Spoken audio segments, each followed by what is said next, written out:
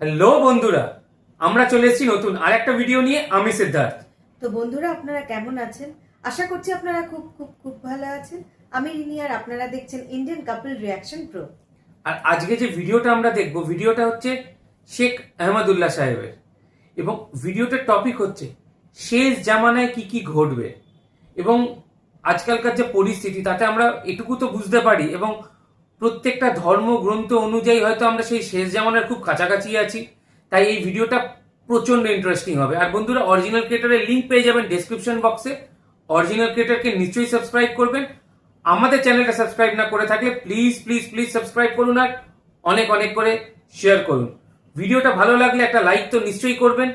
ভালো লাগুক খারাপ লাগুক, যে কোনো মতামত কমেন্ট বক্সে নিশ্চয়ই জানাবেন। তাই একদম সময় নষ্ট না করে আমরা সোজা চলে যাব ভিডিওতে। হ্যাঁ, তো শেষ অবধি আপনারা ভিডিওটা দেখবেন। So let's start. Okay. Audio Jungle.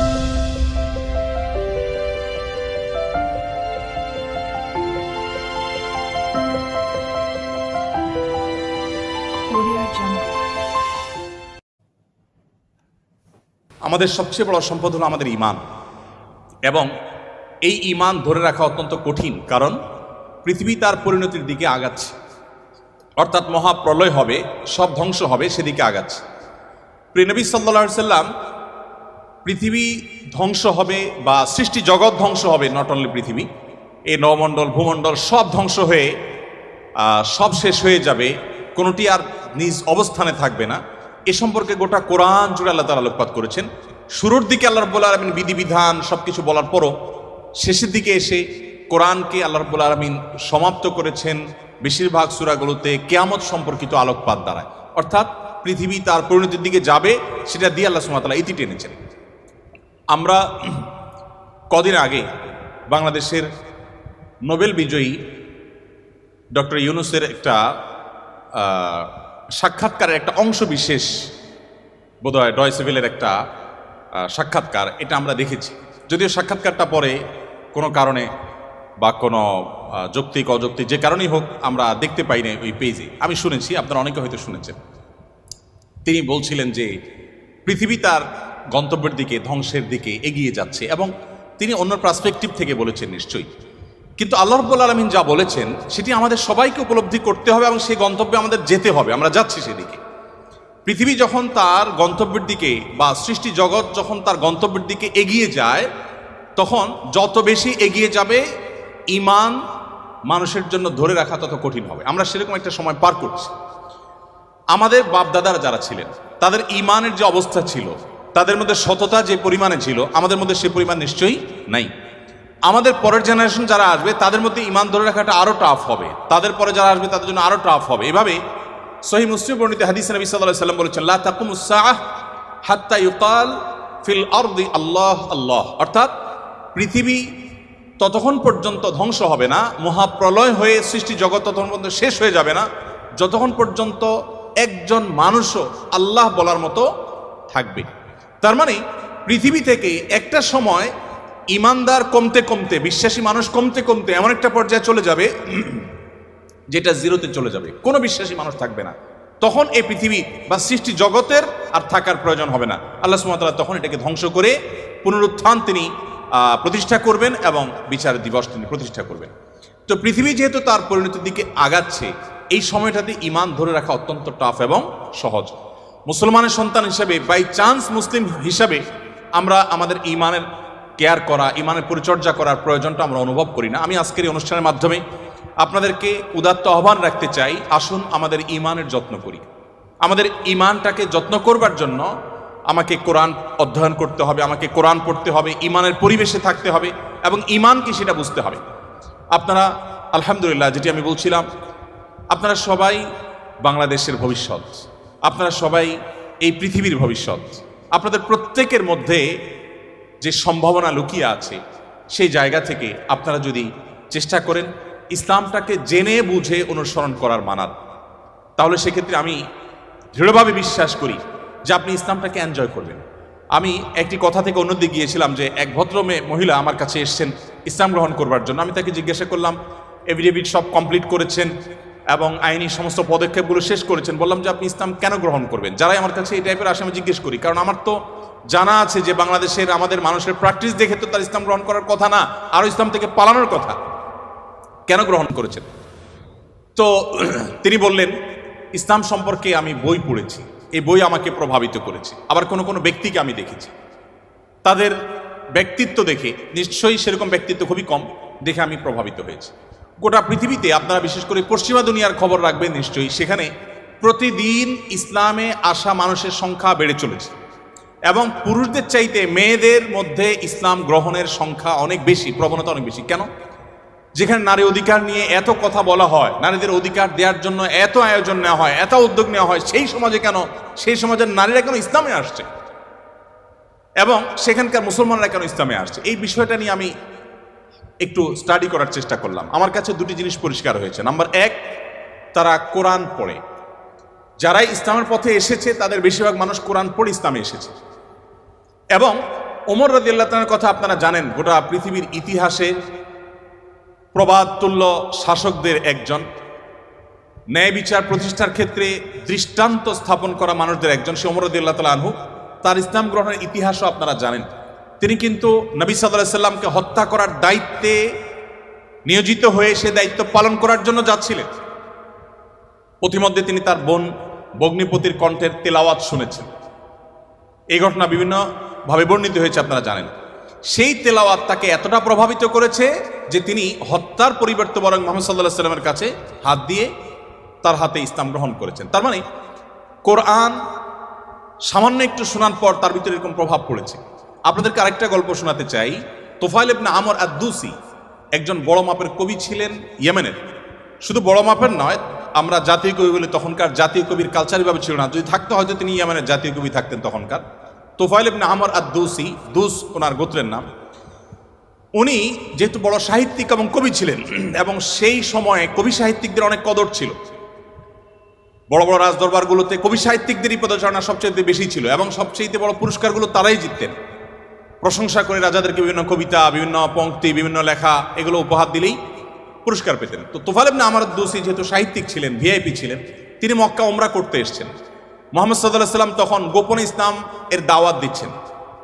মক্কায় আসার পর তার বন্ধু বান্ধব যারা মক্কায় ছিলেন কবি সাহিত্যিক, তারা বললেন, দেখো আমাদের এখানে তো একটা লোক, তার কথা শুনলেই মানুষ তার জাদুতে আক্রান্ত হয়ে যায়, বাপদার ধর্ম ছেড়ে দেয়। তো তোমার ব্যাপারে আমরা আশঙ্কা করছি যে তুমি এরকম অবস্থার মধ্যে পড়তে পারো। তাহলে একটা বুদ্ধি হলো, তুমি কানের মধ্যে তুলো দিয়ে রাখো, দোনো কানের ফুটো এমনভাবে বন্ধ করে দাও যে তুমি ওমরা যখন করবা, তওয়াফ করবা, সাই করবা, এই টাইমে যাতে ওই ভদ্রলোকের কোনো কথা তোমার কানে না আসে, অ্যাটলিস্ট এই সময়টা তুমি এভাবে একটু পার করো। তিনি তাদের পরামর্শ অনুযায়ী দোনো কান বন্ধ করে ফেললেন এবং তিনি ওইভাবে কিন্তু ওমরার কাজ শেষ করলেন। একটা পর্যায়ে তার মনে হলো যে আমি এত বড় সাহিত্যিক মানুষ, বুদ্ধিজীবী মানুষ, পড়াশোনা করা মানুষ, একটা মানুষ কথা বলবে আর আমি গলে যাব, ভুলভাল বললেও আমি সেটা মেনে নেব, আমি তো এত অর্বাচীন না, আমাকে এত ভয় কেন পেতে হবে। তিনি কানের তুলো খুলে ফেলে দিলেন এবং এরপর তিনি হারামের কোনো এক জায়গা থেকে কোরআনের কিছু আয়াতের অংশ বিশেষ তার কানে আসলো। আসার পর তিনি সাহিত্যিক মানুষ, বুঝলেন যে এটা তো এই মানের ভাষা, এই মানের সাহিত্য, এটা তো কোনো মানুষের রচনা হতে পারে না, বা এই ধরনের রচনা তো আমি আগে পড়ি নাই, এটা তো একটু ব্যতিক্রম মনে হচ্ছে। তিনি তখন মুহাম্মদ সাল্লাল্লাহু আলাইহি সাল্লামকে অনুসরণ করতে শুরু করলেন। পেয়ে গেলেন আলী রাদিয়াল্লাহু তাআলাকে, সম্ভবত আলীরই তেলাওয়াত শুনেছেন। তখন আলী রাদিয়াল্লাহু তাআলাকে বললেন, দেখো আমাকে তার কাছে নিয়ে যাও, মুশকিল হলো আমার বন্ধু বান্ধবরা দেখলে তো আমার জাত যাবে, বা তারা আমাকে এমন আছে টর্চারও করতে পারে, তাহলে এক কাজ করো, নিয়ে চলো। আলী সামনে সামনে যাচ্ছেন, উনি পিছু পিছিয়ে যাচ্ছেন। যে পরে তিনি ইসলাম গ্রহণ করলেন এবং তিনি অনেক টর্চারের মুখোমুখি হলেন। তার মাধ্যমে ইয়েমেনে ইসলাম ঢুকে, প্রথম ব্যক্তি ইয়েমেন থেকে ইসলাম গ্রহণ করা।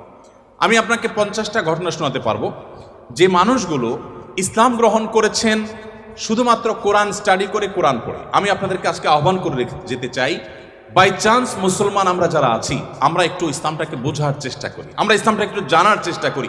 আমরা অনেকে মনে করি কোরআন হাদিস এগুলো হুজুরদের সাবজেক্ট, এগুলো শুধু ওনারা পড়বেন, আমরা শুধুমাত্র হুজুরদের মুখের দিকে তাকিয়ে থাকবো আর শুনবো। আপনি সেই ধর্মের অনুসারী, যে ধর্মের প্রথম নির্দেশ কিন্তু নামাজ পড়া নয়, যে ধর্মের প্রথম নির্দেশ কিন্তু রোজা রাখা নয়, যে ধর্মের প্রথম নির্দেশ হলো ইকরা, তুমি পড়ো।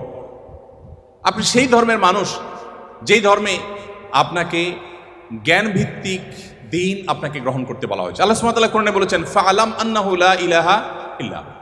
ইমাম বুখারী রাহমাতুল্লাহ আলাইহি কোরআনের পর সবচেয়ে বড় বিশুদ্ধতম আপনার ব্যাখ্যা গ্রন্থ, সেখানে আল্লাহ রাব্বুল আলামিন যে কোরআনে আয়াতে বলেছেন এর আলোকে ইমাম বুখারী রাহমাতুল্লাহ একটা অধ্যায় রচনা করেছেন। আপনারা জেনারেল ব্যাকগ্রাউন্ডের মানুষ, আপনাদেরকে আমি কিছু এমন তথ্য দিতে চাই যেগুলো হয়তো আপনাদের জানা নেই, এবং সেটা এই জন্য দিতে চাই যে মুসলমানদের জ্ঞান বিজ্ঞানের চর্চা কোন লেভেলে ছিল, বিজ্ঞান তো বটে, সাধারণ জ্ঞানের চর্চাও কোন লেভেলে ছিল। ইমাম বুখারী রাহমাতুল্লাহর যে বুখারী শরীফের কথা আপনারা শুনেন, এই বুখারী শরীফ এটার যে শুধু ইয়েগুলো আছে, টাইটেলগুলো আছে, অধ্যায় এবং পরিচ্ছদের যে শিরোনামগুলো আছে, শুধু এই শিরোনামগুলোর ব্যাখ্যায় ভারতবর্ষের লেখক আছে, সারা ওয়ার্ল্ডের অন্যান্যগুলো বাদই দিলাম। শাইখুল হাদিস জাকারিয়া রাহমাতুল্লাহ আলাইহি ভারতের সাহারানপুরের উত্তরপ্রদেশের, তার লেখা আত-তারাজুম ওয়াল আবওয়াব আছে। আপনার এই টেবিলের এই মাথা থেকে মাথা পর্যন্ত হয়ে যাবে সবগুলো ভলিউম রাখলে। এতগুলো ভলিউম ভর্তি কিসে? শুধুমাত্র সহিহ বুখারীর শুধুমাত্র যে টাইটেল বা শিরোনাম আছে তার ব্যাখ্যা। এবং এগুলো এতটা একাডেমিক এবং এতটাই আপনার ডিপ নলেজের বিষয় এবং এলমি বিষয়, একাডেমিক বিষয়, যে আপনি যদি এখানে প্রবেশ করেন তাহলে আপনি এটার ভেতরে শুধু ঢুকতেই থাকবেন এবং সামনে আগতে থাকবেন। এটা আমাদের ঐতিহ্য। যাই হোক, তো ইমাম বুখারী রাহমাতুল্লাহ আলাইহির একটা অধ্যায়ের শিরোনাম ছিল এরকম যে তিনি লিখেছেন বাবুল কাউলি বিল ইলমি, বাবুল ইলমি ক্বাবলাল কাউলি ওয়াল আমালি বিহি। অর্থাৎ সে অধ্যায় এখানে রচনা করা হচ্ছে যে অধ্যায়ে প্রমাণ করা হবে ইসলাম কোনো কথা বলবার আগে, কোনো কাজ করবার আগে মানুষকে সেটা জানার নির্দেশ করে। অর্থাৎ আগে জ্ঞান অর্জন করো, তারপরে তুমি করো। ইভেন আল্লাহ সুবহানাহু ওয়া তাআলা কোরআনে বলছেন ফাআলাম আন্নাহু লা ইলাহা ইল্লাহু, আল্লাহ ছাড়া সত্যিকার ইবাদতের উপযুক্ত আর কেউ নেই, এই কথার জ্ঞান তুমি অর্জন করো। দেখুন, আল্লাহ সুবহানাহু ওয়া তাআলা কিন্তু বিশ্বাসের কথাটাই বলছেন, কিন্তু জ্ঞান দিয়ে বলছেন। তার মানে তুমি জানো কেন আল্লাহ ছাড়া সত্যিকার ইবাদতের উপযুক্ত থাকতে পারে না, কেন একাধিক স্রষ্টা থাকতে পারে না, কেন তুমি সেই জিনিসটা জানার চেষ্টা করো। কেন বলতে আমি এখানে আল্লাহ সুবহানাহু ওয়া তাআলা দর্শন জানতে নির্দেশ করেছেন তা নয়, আল্লাহ বলেছেন যে এই বিষয়ের স্বচ্ছ ধারণা এবং ইলম যেন আমাদের মধ্যে আসে। কিন্তু দুঃখজনক, আমরা কোরআন পড়ি না, আর পড়লেও বুঝে পড়ি না। পৃথিবীতে সবচেয়ে বেশি পাঠ করা হয় যে গ্রন্থ সেটা কোরআন। কোরআনের চাইতে বেশি পাঠ করা হয় সর্বযুগে সর্বকালে এরকম আরেকটি গ্রন্থ পৃথিবীতে নেই যে এত বেশি পরিমাণে পাঠ করা হয়। আর দুঃখজনক সত্য এটাও যে পৃথিবীতে না বুঝে পাঠ করার ক্ষেত্রে কোরআনের চাইতে আর বিকল্প বা আরেকটা গ্রন্থ আপনি খুঁজে পাবেন না। কোরআনই একমাত্র গ্রন্থ যে আমরা মুসলমানরা সেটাকে না বুঝেই শুধুমাত্র পড়ি। হ্যাঁ, কোরআন না বুঝে পড়লেও আপনি সওয়াব পাবেন, এটা একটা কাজ হবে। না বুঝে পড়লে কি লাভ হবে আমরা অনেকে বলি। আজকাল আপনারা জানেন অনেক টেকনোলজি আবিষ্কার হয়েছে, আপনারা টেকনোলজির লোক, যে একটা সিম্পল জিনিস আমাদের সবার হাতে হাতে আছে, স্মার্টফোন। আমরা যদি বলি হাই শ্রী কল অমুক, সাথে সাথে কিন্তু আপনার কোনো টিপাটিপি ছাড়াই সেই অমুককে কল করবে, মোবাইল করবে না ডিভাইস। এখন তো আপনার আপনি কোনো রুমে বসে বলছেন যে গরম লাগছে, এসিটা অন হয়ে যাবে। আপনি জাস্ট বললেন, নির্দিষ্ট শব্দ উচ্চারণ করলেন যে আপনার কাছে গরম লাগছে, এসিটা অন হয়ে যাবে। আপনি বললেন যে না এখন শীত লাগছে, তো এসিটা কমে যাবে, বন্ধ হয়ে যাবে। টেকনোলজি এই পর্যন্ত চলে গেছে, যা আপনি বলছেন সেটা সে ক্যাচ করছে এবং সেই অনুযায়ী কাজ করছে। তো এই যদি টেকনোলজির কারামতি হয়, তাহলে কোরআন আপনি পাঠ করছেন, এমনকি এমনও হতে পারে কোনো মানুষ কিছু নির্দিষ্ট ওয়ার্ড উচ্চারণ করছে, সেটা মিনিং বুঝে না, কিন্তু ওই ডিভাইস তার মিনিং বা ওই যন্ত্র তার মিনিংটা বুঝে এবং সেটা সে ক্যাচ করে কাজও করে ফেলেছে। সে কিন্তু যা বলেছে নিজেও বুঝে নেই, তারপরও কাজ করেছে। কোরআন তেলাওয়াত করে ফু দিলে অনেক অসুখ, অনেক দুঃখ, অনেক কষ্ট, মানুষের শারীরিক অনেক কষ্ট লাঘব হয়। কিভাবে হয়? আপনি যদি এটা নিয়ে বৈজ্ঞানিক গবেষণা নামেন তো আপনি কোনো সূত্র হয়তো খুঁজে পাবেন না, কিন্তু আপনাকে আমি যে পয়েন্টটা বললাম এই পয়েন্ট থেকে যদি আপনি আগান, আপনি দেখবেন যে এরকম বহু লজিক আপনার সামনে হাজির হয়ে গেছে। যাই হোক, তো আমি যেটা বলছিলাম যে কোরআন আপনি না বুঝে পড়লে সওয়াব পাবেন, কিন্তু এই জন্য কোরআন আসেনি। আল্লাহ সুবহানাহু ওয়া তাআলা কোরআনে বিভিন্ন জায়গায় বলেছেন লিয়াদাব্বারু আয়াতি, এই কোরআন দেয়া হয়েছে তোমাদেরকে যাতে এর আয়াতগুলো নিয়ে তোমরা গবেষণা করো, তোমরা যাতে ভাবো, তোমরা যাতে চিন্তা করো, তোমরা যাতে ভাবনার জগতে প্রবেশ করো। তো এই কোরআন ভাবনা বা গবেষণা তো অনেক পরের কথা, এর কথামালা তো আমাকে আগে বুঝতে হবে। আমি আজকে অনুষ্ঠানের মাধ্যমে আপনাদের সবাইকে উদাত্ত আহ্বান রাখতে চাই, আসুন কোরআন শুরু থেকে শেষ পর্যন্ত একবার অন্তত পুরো কোরআনটা আপনি ধীরে ধীরে অল্প অল্প করে 5টি আয়াত করে 10টি আয়াত করে আপনি পড়ুন এবং বোঝার চেষ্টা করুন। কোন একজন সাহাবী বলেছেন শুধু সূরা বাকারা পড়তে তার কয়েক বছর লেগেছে। আমরা তো 2-3 দিনে কোরআন খতম দিয়ে ফেলতে পারি, তাই না? তার শুধু সূরা বাকারা পড়তে টানা কয়েক বছর সময় লেগেছে। কি করেছেন তিনি? প্রতিটা আয়াত পড়েছেন, এ সম্পর্কে জেনেছেন, ভেবেছেন, এখান থেকে তার নেয়ার কি আছে সেটা নিয়েছেন, নিজের মধ্যে ইমপ্লিমেন্ট করেছেন, দেন তিনি সামনে অগ্রসর হয়েছেন। এভাবে এগোতে গিয়ে তার একটা সূরা শেষ করতে কয়েক বছর সময় লেগে গেছে। কোথায় আমাদের কোরআন অধ্যয়ন? আমি আপনাদেরকে বলেছি এখনো পৃথিবীতে যারা ইসলামে আসছে, পশ্চিমা পৃথিবী বলুন, আমাদের এই অঞ্চলে বলুন, তাদের নিয়ে আমার যে সামান্য পড়াশোনা বা ঘাটাঘাটি আছে সেটার আলোকে আমি নিশ্চিত হয়েছি অনেকখানি যে তারা বেশিরভাগ মানুষ আমাদেরকে দেখে তো আসার প্রশ্নই ওঠে না, কারণ আমাদের মুসলমানদের মধ্যে এমন কিছু নেই যেটা দেখে সে ইসলামে আসবে, ম্যাক্সিমাম মুসলমানদের অবস্থা। কিন্তু তারা ইসলামে এসেছে কোরআন পড়ার পর। ফ্রান্সের একজন পলিটিশিয়ান, তিনি কট্টর ইসলাম এবং মুসলমানদের সমালোচক ছিলেন এবং বিদ্বেষ পোষণ করতেন রীতিমতো। আমি একসময় আমার ফেসবুক প্রোফাইলে তাকে নিয়ে অনেক লেখালেখিও করেছি।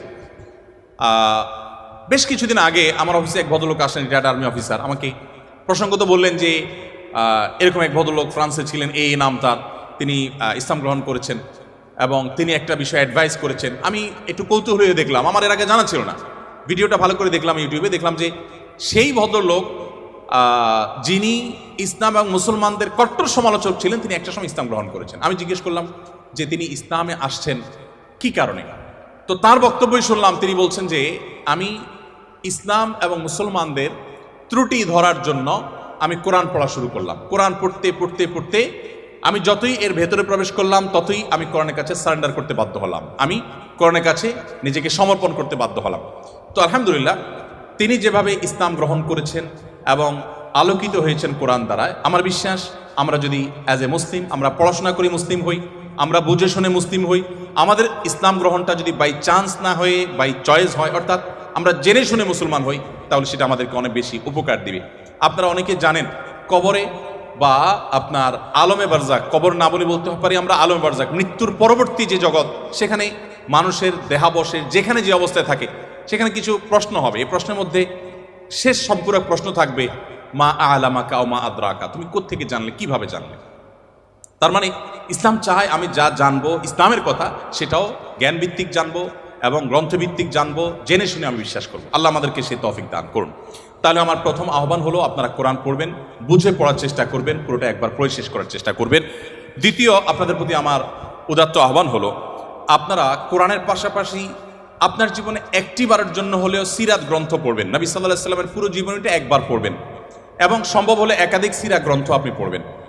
আমি দেখেছি যারা এখনও গোটা পৃথিবীতে ইসলামে আসেন অন্য ধর্ম থেকে, তাদের বেশিরভাগ কোরআন পড়ে আর বাকিরা প্রিয় নবী সাল্লাল্লাহু আলাইহি ওয়াসাল্লামের সিরাত বা জীবন ইতিহাসটা নির্মোহভাবে পড়ে শেষ করলে তিনি তার কাছে সারেন্ডার করতে বাধ্য হন।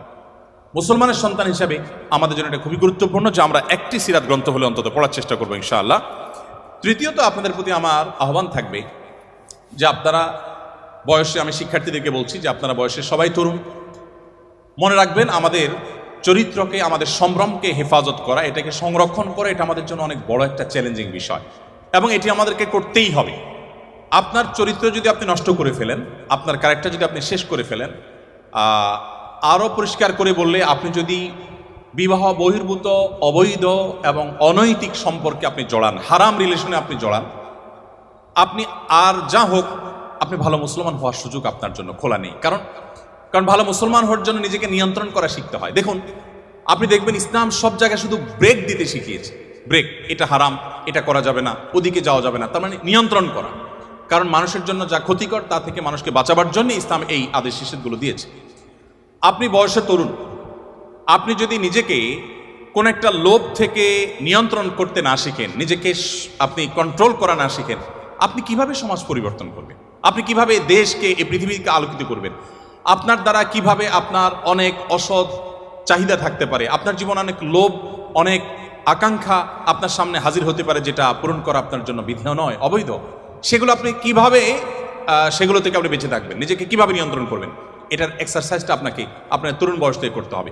আল্লাহ রাব্বুল আলামিন একটা নির্দিষ্ট সময় পর্যন্ত আমাদেরকে অপেক্ষা করতে বলেছেন, একটা বৈধ এবং হালাল সম্পর্কের জন্য অপেক্ষা করেছেন। দেখুন, পৃথিবীর যে সমস্ত দেশে এই রিলেশনগুলোর কোনো বিধিনিষেধ রাখা হয়নি, তারা খুব একটা ভালো নেই, তাদের দাম্পত্য জীবনে তারা খুব একটা সুখী নয়।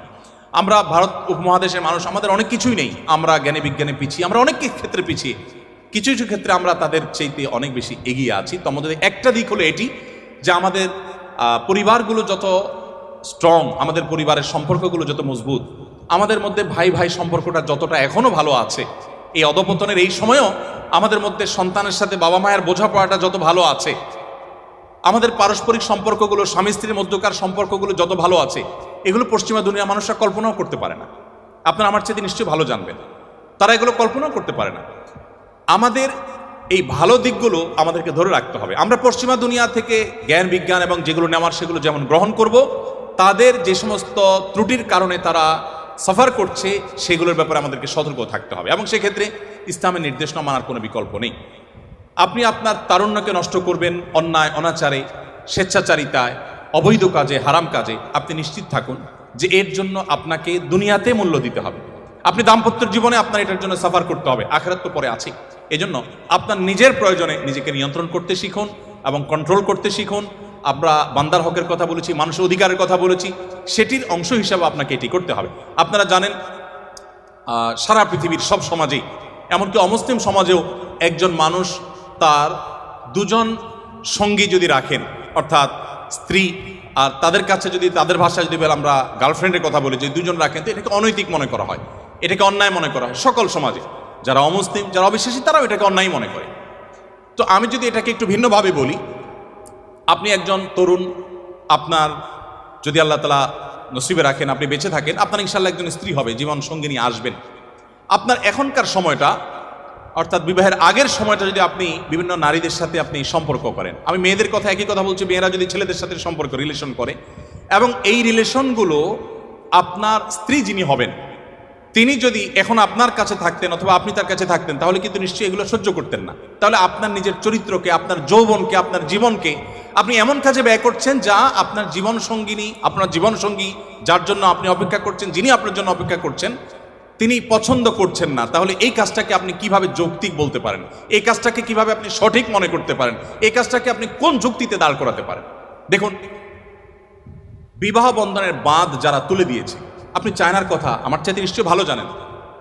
চায়নার মতো একটা দেশ, এত পপুলেশনের দেশ, জন্মের হার কোনোভাবে, কোনো মেকানিজমে বাড়াতে পারছে না, এত প্রণোদনা দেওয়া হচ্ছে। ইটালির কথা আমি গত কয়েকদিন আগে পত্রিকা পড়েছি, আপনারা নিশ্চয়ই আমার থেকে ভালো জানবেন যে ইটালি, চায়না, অনেক দেশ আছে পৃথিবীতে যারা তাদের জন্মের হারকে স্বাভাবিক করবার জন্য সরকারি প্রণোদনা বিভিন্নভাবে দেওয়ার পরও কোনোভাবে তারা স্বাভাবিক করতে পারছে না। একসময় কিন্তু তাদের জন্মের হার কম থাকার বিষয়টা এরকম ভয়াবহ পর্যায়ে ছিল না। এখন প্রেডিকশন বলছে সামনের দিনগুলো তাদের জন্য অত্যন্ত আতঙ্কের, অত্যন্ত ভয়ঙ্কর, কারণ কেউ সন্তান জন্ম নিতে চাচ্ছে না, দিতে চাচ্ছে না, কোনো প্রণোদনা দিয়েও এটাকে স্বাভাবিক করতে পারছে না। এগুলোর একটি কারণ, অনেক কারণের মধ্যে একটা কারণ হলো বিবাহ বহির্ভূত সম্পর্ককে অ্যাপ্রিসিয়েট করা। যে সমাজে এটাকে যত বেশি অ্যাপ্রিসিয়েট করা হয়, সেখানে পরিবার ব্যবস্থা তত দ্রুততার সাথে ভেঙে পড়ে। আপনি আমাদের কথা যদি বলেন, বাংলাদেশে বিবাহ বিচ্ছেদের হার নিয়ে প্রতিনিয়ত আমরা পত্রিকায় বিভিন্ন প্রতিবেদন পড়ি এবং আমাদের কপালে ভাঁজ পড়ে। আমি মাহফিল বা ইসলামিক প্রোগ্রাম একসময় নিয়মিত করতাম, এবছর আর মাহফিল না করার ঘোষণা দিয়েছি আমরা। তো মাহফিল করতে গিয়ে বিভিন্ন জনপ্রতিনিধি, এলাকার বিভিন্ন নেতৃস্থানীয় মানুষদের সাথে উঠা বসা হয়। আমি অনেক জায়গায় শুনেছি, বিশেষ করে মৌলভীবাজারের এক চেয়ারম্যানের কথা আমার এখনো মনে পড়ে। ভদ্রলোক বললেন যে, ভাই, মাত্র 10 দিন হলো আমি দায়িত্ব বুঝে নিয়েছি নির্বাচনের পর। এই 10 দিনের মধ্যে আমার কাছে শুধুমাত্র আমার একটা ইউনিয়নে তালাকের, অর্থাৎ বিবাহ বিচ্ছেদের বিচার এসেছে প্রায় 20-25টা। আমার কাছে যেগুলো আসেনি সেগুলো তো আনকাউন্টেড আমার কাছে। ঠিক একইভাবে আরো অনেক ব্যক্তির কথা আমি জানি, আপনারা পত্রিকায় পড়েন, প্রতিনিয়ত, প্রতি মিনিটে এখন বিবাহ বিচ্ছেদ হচ্ছে, প্রতি মিনিটে। কেন হচ্ছে বলুন?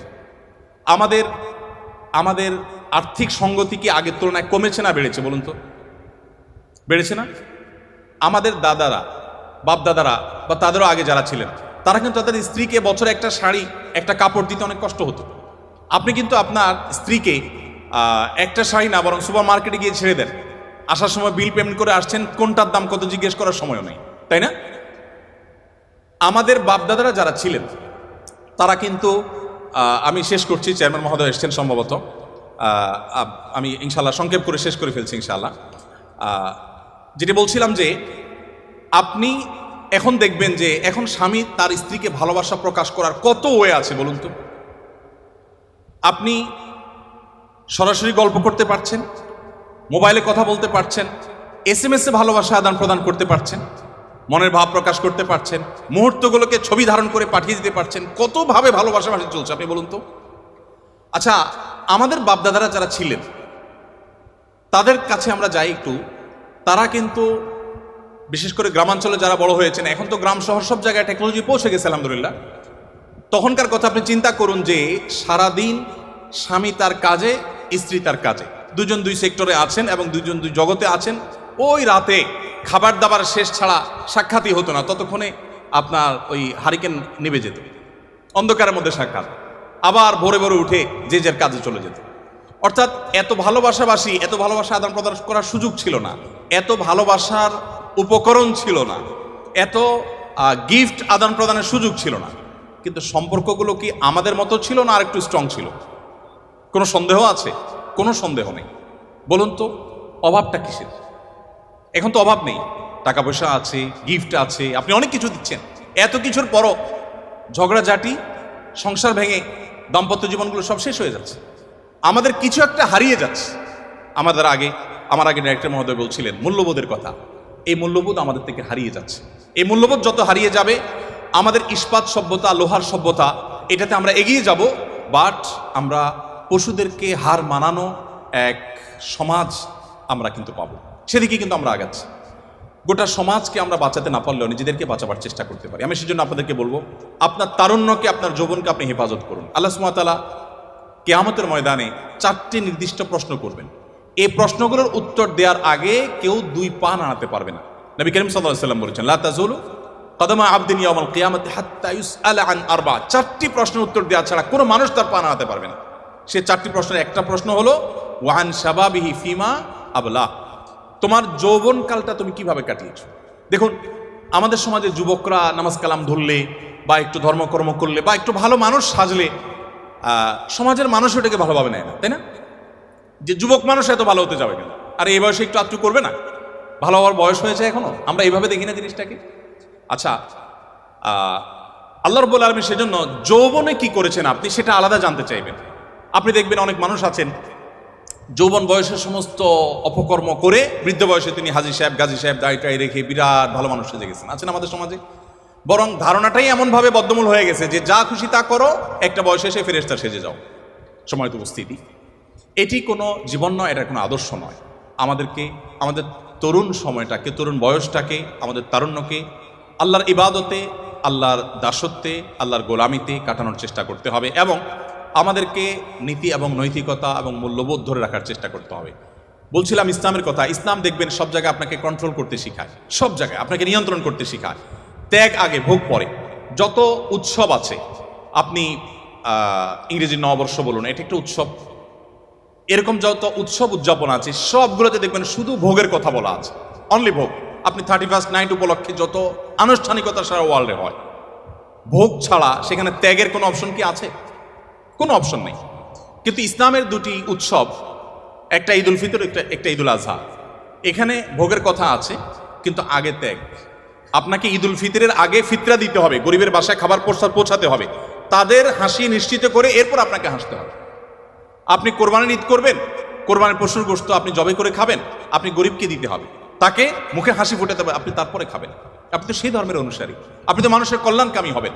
দেখুন, আপনারা তো জেনারেল ব্যাকগ্রাউন্ডের, আমি মাদ্রাসার প্রোগ্রামে বলি যে দেখুন, আমাদের দেশে ভালো আলেমের অভাব নেই, ভালো হুজুরের অভাব নেই, ভালো শিক্ষিত মানুষের অভাব নেই, আমাদের দেশে ভালো মানুষের অভাব। আপনারা আমার চাইতে খুব ভালো করে জানবেন, অভাব নাই আমি এ অর্থে বলছি যে অনেক আছে, আরও দরকার আমাদের শিক্ষিত মানুষ, আরও দরকার আমাদের ভালো আলেম। কিন্তু যে পরিমাণ শিক্ষিত আছে সে পরিমাণ ভালো মানুষ নেই। যে পরিমাণ আলেম আছেন, এমনকি আলেম হলেও গতানুগতিক তিনি যে ভালো মানুষ হয়ে যাবেন এমনটা জরুরি না। আমরা ভালো মানুষ হওয়ার চেষ্টায় এগিয়ে যেতে হবে। আপনি যদি ভালো মানুষ হওয়ার চেষ্টায় আগান, আপনি জেনারেল ব্যাকগ্রাউন্ডের হওয়ার পরও আপনার এই পড়াশোনাটাকে ইবাদতে আপনি রূপান্তর করতে পারেন। কিভাবে সেটা? আপনার যদি ইন্টেনশন থাকে আমি জ্ঞান বিজ্ঞান শিখে, আমি এই টেক্সটাইল ইঞ্জিনিয়ারিং শিখে আমার এই জ্ঞান দিয়ে আমি আমার সমাজকে উপকৃত করব, দেশের মানুষকে উপকৃত করব, পৃথিবীর মানুষকে উপকৃত করব আমাদের টেকনোলজি দিয়ে, আপনি যদি এই উদ্দেশ্যটা আনেন, সাথে সাথে আপনার উদ্দেশ্যের কারণে আপনার এই পড়াশোনাটা ইবাদতে পরিণত হয়ে যাবে। আর যদি আপনি বলেন যে আমি আমার অমুককে দেখিয়ে ছাড়বো, তমুককে দেখিয়ে ছাড়বো, এটা জাহির করে ছাড়বো, তাহলে সেক্ষেত্রে আপনি হয়তো দেখাতেও পারবেন না, আর আল্লাহর কাছে বিনিময় পাওয়ার প্রশ্ন ওঠে না। এই জন্য আমি আপনাদেরকে আহ্বান করব যে আমাদের এই বয়সটাকে হেফাজত করতে হবে, বিশেষ করে তরুণ সময়টাকে হারাম সম্পর্কগুলো থেকে বেঁচে থাকার জন্য স্ট্রাগল করতে হবে। আমি বলি, যে যুবক নিজেকে এতটুকু কন্ট্রোল করতে পারে না, সে কিভাবে বিশ্ব জয় করবে, সে কিভাবে দুনিয়া জয় করবে, সে কিভাবে সমাজ সংস্কার করবে? আমাদেরকে সেদিকে যেতে হবে। একজন মুসলমান হিসাবে আমি আপনাদের প্রতি আমার আবেদন রাখতে চাই যে আপনারা ওলামা একরাম যাদের কথা এবং কাজে মিল আছে, যারা অ্যাজ এ আলেম যেমন ভালো, অ্যাজ এ মানুষ তেমনি ভালোভাবে ভালো, কোরআন এবং হাদিসের প্রতিচ্ছবি যারা, সে মানুষগুলোর সান্নিধ্য আপনারা অবলম্বন করবেন এবং আপনি যেখানে থাকেন সেখানে একজন সৎ, একজন নিষ্ঠাবান মানুষের সাথে থাকা চেষ্টা করবেন। শুধু আলেম নয়, আপনার সহপাঠীদের মধ্যে, আপনার ছাত্রবন্ধুদের মধ্যে আপনি অনেককে দেখবেন যে ব্যক্তিগতভাবে সে সৎ, অসৎ না, মিথ্যা বলে না, অন্যায় করার প্রবণতা নেই, বাজে জিনিসের প্রবণতা নেই। আপনি তাদের সাথে চলার চেষ্টা করবেন এবং এই সংস্রব মানুষকে কত দ্রুত পরিবর্তন করে সেটা জাপানের ওই বাংলাদেশি প্রবাসী ভাইয়ের কথা বলে আমি বোঝাবার চেষ্টা করেছি। অনেকদিন পর একটা ভিডিও দেখলাম এবং ভিডিওটাতে যে বক্তব্যগুলো রাখা হলো, এত পরিষ্কার, এত নিপাট, অপূর্ব একটা ভিডিও। এবং তিনি এত সুন্দরভাবে শুরুটা করলেন ইসলাম দিয়ে।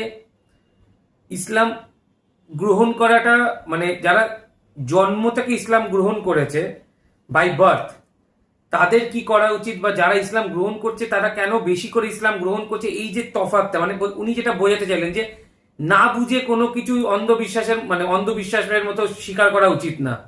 আমাকে এই মৌলবী এটা বলে দিল মানে এটাই এটা, বা আমাকে এই পুরোহিত বা এই পণ্ডিত আমাকে বলে দিল মানে এটাই এটা, সেটা হতে পারে না। আমাকে সেই জিনিসটা জানতে হবে, পড়তে হবে, বুঝতে হবে, এবং বোঝার পর আমি যখন বুঝবো সেটা সঠিক, তখনই তো আমি সেটাকে স্বীকার করতে পারবো আরো মন প্রাণ দিয়ে। তো এখানে যেটা বললে যে কোরআন এখানে পড়তে হবে, কোরআন বুঝতে হবে, খালি পড়লেও হবে না, পড়ে সেই জিনিসটা বুঝতে হবে। আর সত্যিকার এখন বোঝার তো অনেক অনেক অনেক সুযোগ এসে গেছে।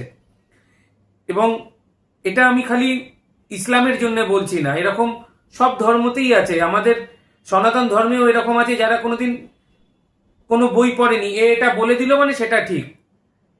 ফোনে দেখছি পণ্ডিতে কিছু বলছে সেটা ঠিক, কিন্তু আমি সেটা পড়ে দেখলাম না, যে সেটা ভেরিফাই করছি না যে সেটা কি। এই সেম জিনিস ইসলামেও, মানে কেউ বলে দিল যে এই কারণে একে মারতে যাও, তো একে মারতে চলে গেলাম, কিন্তু কেন যাচ্ছি সেটা সে ঠিক আমাকে আদেশটা করলো কিনা, সেই জিনিসটা আমার ধর্ম বলে কিনা সেটা আমার জানা নেই, বা সেটা আমি জানতেও চাই না। কিন্তু আমি বড় আমার ধর্মকে পালন করছি, আবার ধর্মের জন্য আমি প্রাণ দিয়ে দেবো, কিন্তু কেন দেবো? সেম জিনিসটা সব ধর্মে হচ্ছে। আমার দেশেও একই অবস্থা। সে ইসলাম হোক আর সে একজন মুসলিম হোক বা একজন হিন্দু হোক, কেউ তাকে উত্তেজিত করে দিল যে একে মারতে হবে, তো একে মারতে হবে। কেউ উত্তেজিত করে দিলে এইটা ঝামেলা করতে হবে, এখানে করতে হবে, কিন্তু কেন করতে হবে? কেন আমি অন্যের ধর্ম প্রতি সেই কাজটা করবো, সেটা না জেনেই সেই কাজটা করছি? কেউ আমাকে উস্কে দিয়েছে বা কিছু করেছে, কিন্তু যে ব্যক্তি সঠিক ধর্ম জানে, যে ব্যক্তি সঠিক ধর্ম পালন করে, সেই রাস্তায় যায় না। কারণ সে ঈশ্বর বা আল্লাহ, আমরা যাই বলি না কেন, তার কাছে পৌঁছে যায়। আর সেটা প্রত্যেক ধর্মগ্রন্থতে একটা জিনিস আছে যে ঈশ্বর একই, এবং প্রত্যেকটা জিনিস ঈশ্বরের সৃষ্টি এবং তারই ইচ্ছাতে চলছে। এটা আমরা এত ভুলে যাই, আমরা একদম ভুলে যাই। ঈশ্বর যদি কাউকে মুসলিম বানিয়ে থাকে, তো ঈশ্বরের ইচ্ছা তাকে মুসলিম বানিয়েছে। বা কেউ যদি নিজের ধর্ম থেকে ইসলামে যায়, তো সেটাও সেই আল্লাহর ইচ্ছা, সেই আল্লাহ তাকে গ্রহণ করলো বা সেই ঈশ্বর তাকে গ্রহণ করলো। কেউ যদি হিন্দু জন্মে থাকে, তো সেটাও ঈশ্বরেরই ইচ্ছা যে সে হিন্দু জন্মেছে, তাকে হিন্দুটা পালন করতে হবে। সে যদি মনে করে যে ইসলামে যাবে, বা কোনো ইসলামে থেকে যদি মনে করে কোথাও আসবে, সেটা সেই ঈশ্বরেরই ইচ্ছা। কেউ খ্রিস্টান, কেউ বৌদ্ধ, সেটা সেই পরমাত্মা, সেই আল্লাহর ইচ্ছাতেই সেটা হচ্ছে। কারণ আল্লাহর ইচ্ছা ছাড়া এই দুনিয়াতে কেন, এই ব্রহ্মাণ্ডে একটা পাতা অবধি নড়ে না। এটা আমরা এটা আমরা নিজেদের ভেতর থেকে ভুলে যাই। হয়তো আমি যে কথাগুলো বলছি, বললে অনেকে খারাপও লাগতে পারে, কিন্তু এটা বাস্তব। আপনারা একবার মনের ভেতর থেকে চিন্তা করে দেখবেন, আমরা কতটা কুরআন বলি বা যে কোনো বই বলি, ধর্মগ্রন্থ, সেটা পড়ে কতটা আমরা জানছি আর বা অন্যের কথা শুনে কতটা বিশ্বাস করছি। যদি আমি সেই জিনিসটা পড়ে বুঝতে হবে ধর্মগ্রন্থগুলো, সে কুরআন হোক বা যাই হোক না কেন, সেটা অত সহজভাবে লেখা না যে আমি একবার পড়লাম বুঝে গেলাম। এক একটা বাক্যের অনেক অনেক অনেক মানে থাকতে পারে, তো সেগুলো উপলব্ধি করতে হবে। এখানেই একটা জায়গায় বলল যে এক ব্যক্তি সূরা বাকারা খালি শেষ করতে তার কয়েক বছর লেগে গেছিল। কেন? যেটা আধ ঘন্টা হয় সেটা তার কয়েক বছর কেন লেগেছিল, সেটার উদাহরণ এত সুন্দরভাবে দিলেন। এবং সেই জায়গা থেকে তিনি যখন সমাজের দিকে এলেন বলতে, শেখ আহমদুল্লাহ সাহেব যখন বক্তব্যে সমাজের দিকে এলেন, তিনি সেই সমাজের আমাদের নৈতিক কর্তব্যগুলো এবং আমাদের সাথে পশ্চিমা দুনিয়ার একটা বড় বিভেদ, যেটা আমাদের কাছে একটা সম্পদ, সেটা হচ্ছে আমরা যে ধর্মেরই হই না কেন, আমরা এই যারা ইন্ডিয়ান সাবকন্টিনেন্টে থাকি তাদের কাছে পারিবারিক মূল্যটা খুব বেশি। একটা সন্তানের সাথে মা বাবা, ভাই বোনের সম্পর্ক, যেটা যেটা পশ্চিমা দুনিয়ায় নেই। এবং তারা সেই অভাবে, আপনি যদি গবেষণা করে দেখেন, পশ্চিমা দুনিয়ায় আত্মহত্যার হার অনেক বেশি, কারণ ওখানে একাকিত্বটা এত বেশি, ওখানে কেউ কারুর পাশে নেই, যেটা আমরা এই মূল্যটা দিই। আর বেশি করে তো আমার মনে হয় আমরা বাঙালিরা, সে যে ধর্মেরই হোক না কেন, আমাদের বাঙালিদের মধ্যে এটা একটা বিশাল বড় জিনিস। তো এত সুন্দর, এত পরিষ্কার বক্তব্য, অনেক দিন পর একটা এরকম সুন্দর ভিডিও সাক্ষী থাকলাম এবং নিজে অনেক কিছু বোঝার চেষ্টা করলাম। এবং তার মধ্যে আরেকটা জিনিস বলি, এটা রিকোয়েস্ট আপনাদের কাছে, বাংলায় কুরআনের যদি কারুর কাছে লিঙ্ক থাকে, যে পিডিএফে করা আছে, পড়তে পারবো, বাংলায় কুরআন যেখানে পরিষ্কার আছে, কারণ আরবি তো আমরা জানি না, তো বাংলায় কুরআনের লিঙ্ক যদি কারুর কাছে থাকে যেখান থেকে পড়তে পারবো, তো কমেন্ট বক্সে নিশ্চয়ই জানাবেন। এবং কারুর থেকে যদি পেতে পারি একটা কুরআন, সেটাও আমরা ধন্য মনে করব নিজেদেরকে। কারণ আমরা পড়েছি, হালকা শুনে পড়েছি, কিন্তু নিজে একবার পড়ে সত্যি দেখতে চাই এবং ভালোভাবে সেটা। তো আশা করছি এই রিকোয়েস্টটা আপনারা রাখবেন। এবং এই ভিডিওটা তো খুবই সুন্দর ছিল, আশা করি আপনারাও জেনেছেন, বুঝেছেন এবং এই ভিডিওটা আপনাদের খুবই ভালো লেগেছে। তাই যদি ভালো লেগে থাকে একটা লাইক তো নিশ্চয়ই করবেন। ভালো লাগুক খারাপ লাগুক, যে কোনো মতামত কমেন্ট বক্সে নিশ্চয়ই জানাবেন। আর আমাদের এই চ্যানেলটা সাবস্ক্রাইব না করলে প্লিজ প্লিজ প্লিজ সাবস্ক্রাইব করুন আর অনেক অনেক করে শেয়ার করুন। Thank you.